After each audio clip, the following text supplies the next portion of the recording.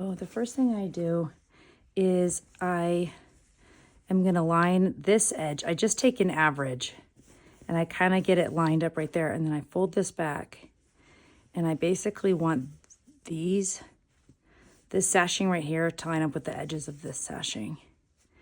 So I'm gonna scoot it over just a tiny bit. You see how that lines up right there? And I just make sure it's lining up the whole way, and then I'll pin it. Just pin on either side.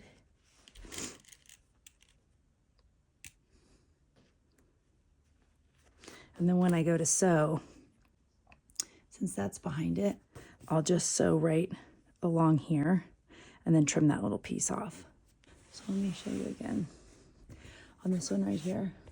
So I'm gonna line my edges up, kind of get them up about to where they need to be again. I'm gonna take an average right there and just even it out. But I'm gonna fold this down and see how that does not line up. So I'm gonna scoot this down and I'm gonna get it close. Fold it back up.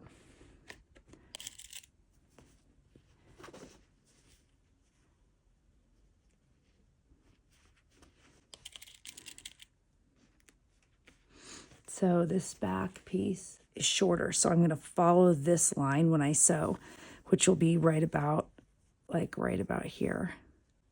And then in between my two pinned areas, I just make sure that it's gonna fit. And I just kind of find where the middle of it is, and then I pin one of them down. If it seems like I need to pin more than that, I will, but I usually just do about one. I'll do one more right there because it's kind of tight. See how these didn't line up?